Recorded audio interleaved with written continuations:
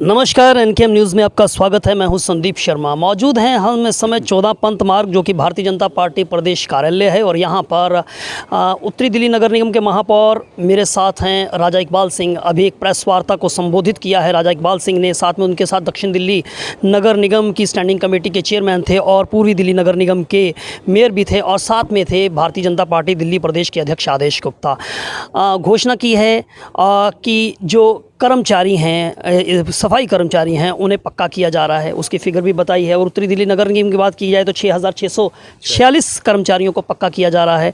उसी पर बातचीत करते हैं। ये प्रस्ताव भी जो है आप स्टैंडिंग कमेटी में लेकर आए थे और ये प्रस्ताव पास हो गया, तो सर क्या कहना चाहिएगा? सबसे पहली प्रतिक्रिया आपकी क्या है?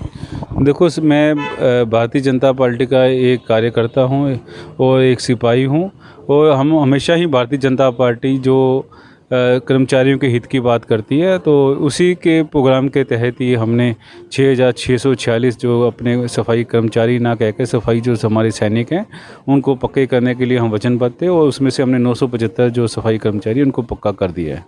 एक सवाल मेरा ये है कि अगर हम विपक्ष की बात करें तो विपक्ष इस पर सवाल उठाता है। वो कहता है चुनाव आ गए, अब भारतीय जनता पार्टी इस प्रकार की घोषणाएं करेगी, लेकिन अमली जामा कैसे पहनाएंगे? वो फंड आपके पास कहां से आएगा? चूँकि आपके कर्मचारी जो है लगातार हड़ताल करते हुए आए दिन दिखाई देते हैं। देखो, जहाँ तक विपक्ष की बात है, विपक्ष का काम तो आरोप लगाना है।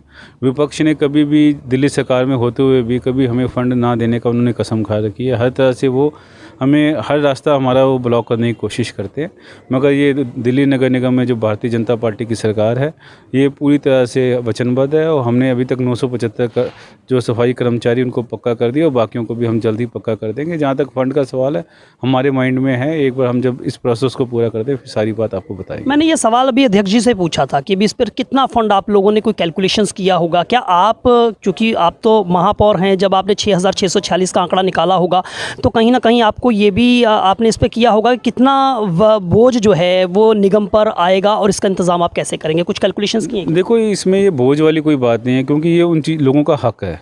तो जो हक के काम को हम बोझ नहीं कह सकते, और जो भी हमारा फंड हमारा जो बढ़ेगा वो हम मैनेज कर लेंगे, वो मैनेज हो जाएगा। चलिए, एक सवाल मेरा आखिरी सवाल आपसे ये है कि आपने कहा कि फ़ंड मैनेज कर लेंगे आप, चूँकि दिल्ली सरकार तो मदद के लिए हाथ आगे नहीं बढ़ा रही है, तो आप उसको किस तरह से मैनेज करने के लिए कोई रोड मैप बना रहे हैं? देखो, ऐसा है कि कई हमारे पास एवेन्यूज़ हैं फंड्स के लिए जिस पे हम काम कर रहे हैं, तो समय आने पे एक बार इनकी प्रोसेस पूरी हो जाए, समय आने पे हम आपको सारी डिटेल देंगे।